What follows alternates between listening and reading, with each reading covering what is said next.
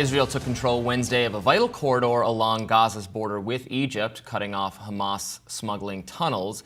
This following the IDF's deadly attack on an encampment in Rafah, furthering its push into the southern Gaza city. Now, clenching this Philadelphia corridor has strained relations with Egypt, putting into question the 1979 peace accord. But per Israel, the move was necessary. Israel says that Hamas has circumvented the years-long blockade both countries imposed by using the pathways to funnel in weapons and goods. Israeli Prime Minister Benjamin Netanyahu keeps advancing despite global condemnation and President Biden's so-called red line. White House Security Advisor John Kirby said that destroying these tunnels were well within the bounds of, quote, limited ground operation. Israel's national security advisor spoke out on radio Wednesday and said he expects the 8-month-old Gaza war to last through the end of the year. Journalist Glenn Greenwald took to X, posting, quote, "That means beyond the suffering of Palestinians that Biden will be financing and arming this war right up until Election Day. They've calculated left-wing anger doesn't matter." Here to dive deeper into this is Glenn Greenwald himself. Welcome back to the show. Great to be back. Thanks for having me.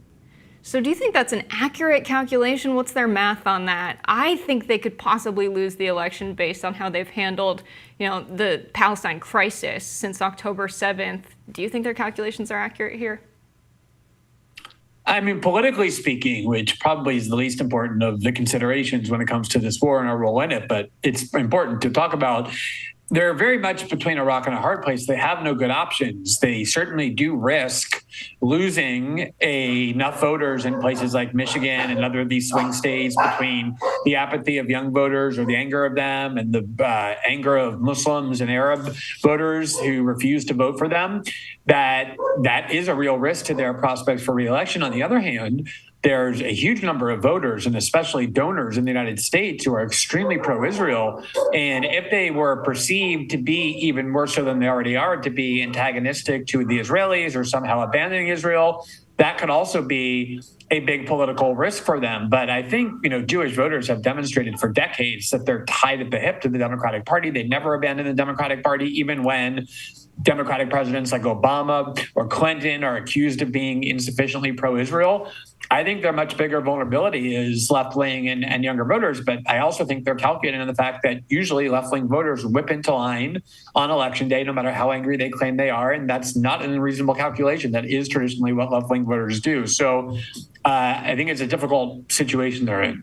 I mean, Biden has put himself in, I agree with you, a difficult situation, but some of that feels like a choice because they keep sort of half-heartedly condemning or not liking what Israel's doing. They talk about red lines that are then continuously violated and say, well, we don't want them to do this, but, Israel is making it clear. And no matter who's in charge, I think there's, even if it wasn't Netanyahu, there's tremendous in Israel support for what they're doing. They're saying we're going to do, we're prosecuting this war in whatever fashion we think is necessary. Biden is saying, well, we really don't like aspects of this, but also we're not going to do anything about it. And the blank check we've written you, we're going to keep sending money. I mean, that's the commitment I don't understand. I'm not coming from the right. I have less interest. I mean, I want the U.S. to be as uninvolved in the Middle East as possible. I certainly don't want to be sending money to Israel or really any other country. So that's the part in which, you and I would agree on. And I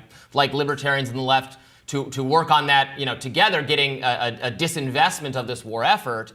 But that seems to be the commitment, doing anything about that totally off the table from the Biden administration's perspective. Yeah, I mean, of course, this kind of uninvolvement that you're talking about was something that Donald Trump and the Trump movement and then eventually the entire Republican Party claim they believe in. I can't tell you how many people I've had on my show from the Republican House and Senate and other conservative figures over the last 2.5 years who are ranting and railing against our financing the war in Ukraine on the grounds that we don't have enough money and shouldn't be spending our money to fuel foreign wars and pay for other countries' wars because our communities are falling apart at home. And then I would say, oh, well, does that apply to Israel as well? Or do you want us to not fund Israel on that same ground? And they would stutter and stammer and try and find a way to distinguish that. But of course, when it comes to Israel and American politics, every value and every belief that people came to believe in suddenly shifts for a variety of reasons.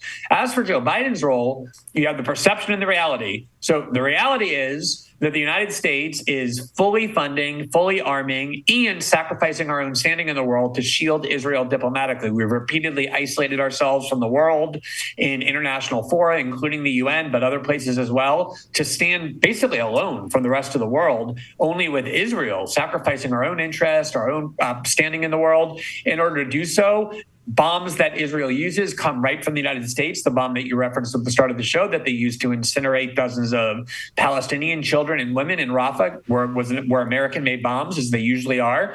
And the reality is Joe Biden, for decades, has been one of the most vocal and steadfast Zionists and supporters of Israel in the United States, and he continues to be. There's not a single thing he's done to stifle the Israeli war effort in any way. He had that theatrical announcement that there would be a few weapons suspended for a small period of time. The Israelis already have the full stock of those weapons that we provided them. It didn't do anything. It was just a theatrical move.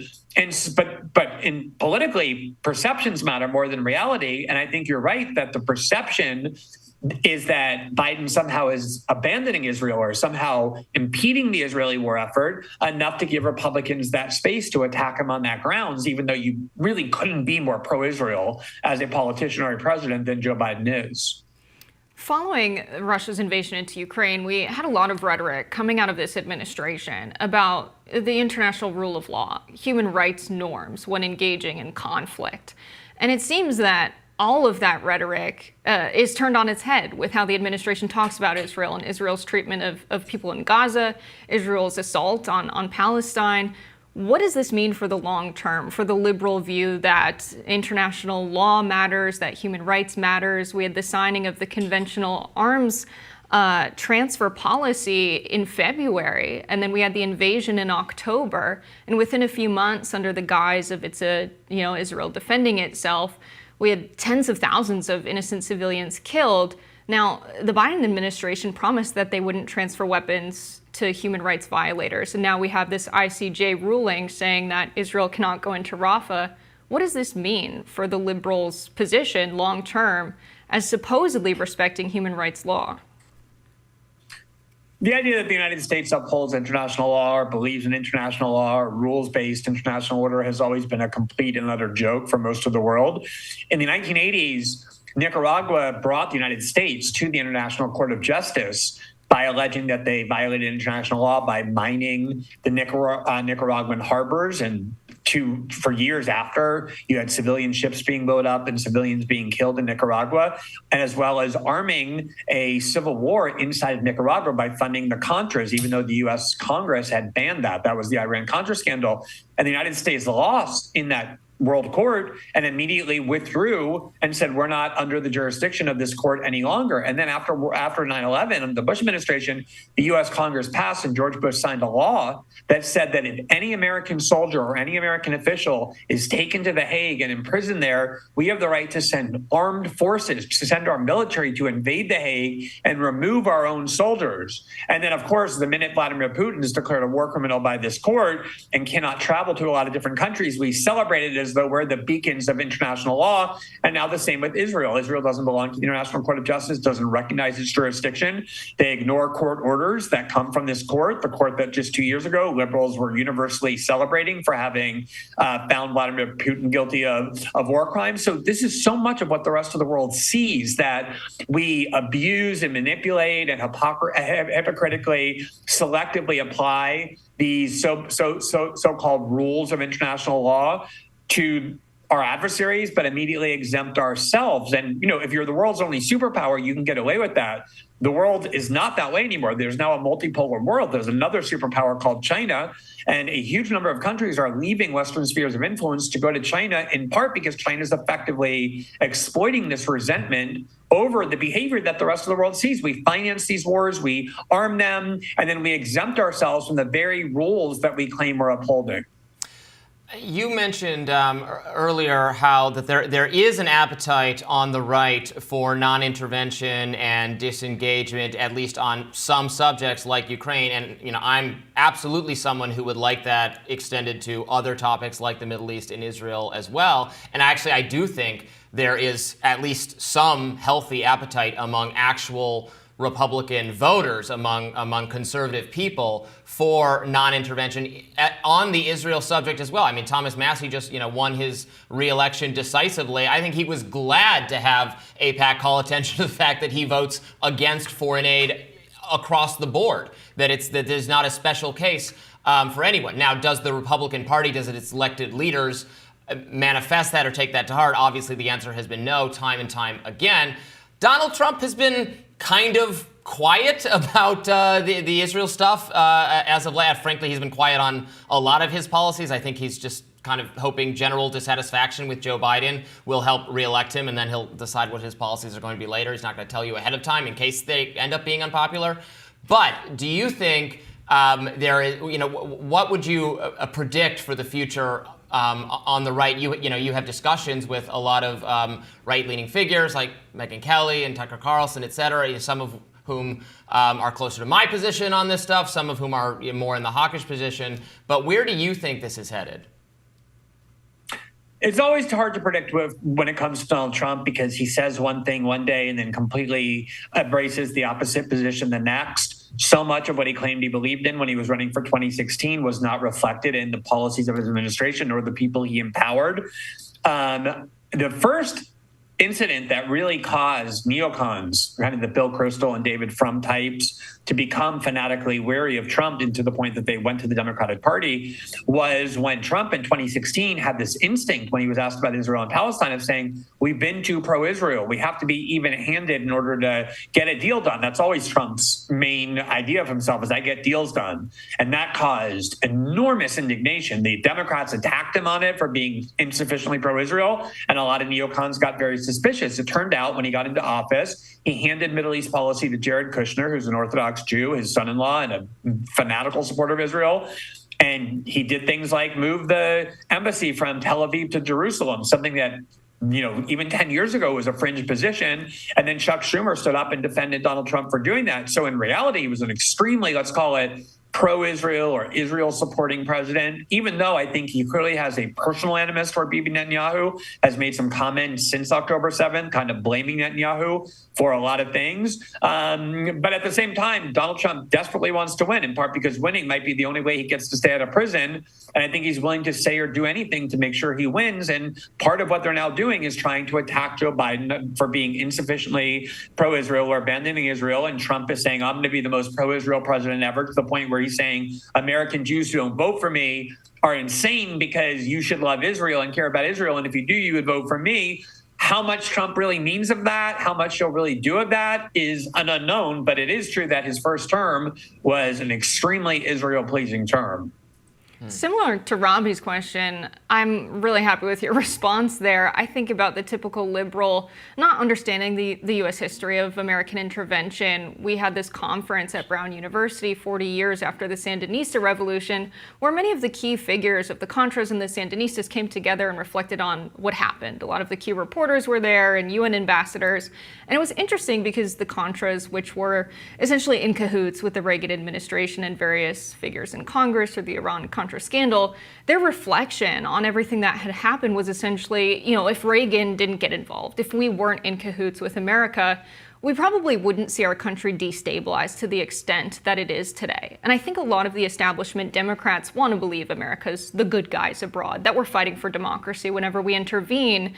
Is it possible that the U.S.'s position on Israel changes that at all, cracks through that propagandized mindset of the typical establishment Democrat, hardline liberal? Do you see that as possible in the near future?